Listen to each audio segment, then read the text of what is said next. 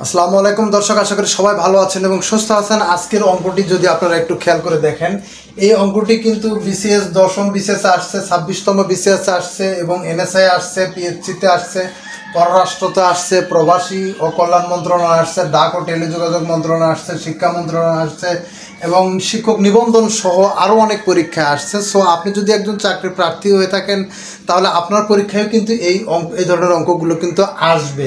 So এই ধরনের অঙ্কগুলোকে যদি আপনি ক্রয় মূল্য বিক্রয় মূল্য বের করে যদি সমাধান করতে চান তাহলে কিন্তু বড় হয়ে যাবে। সো এগুলো শর্টে করতে হবে। আমরা অঙ্কটা একটু পড়ে নেই।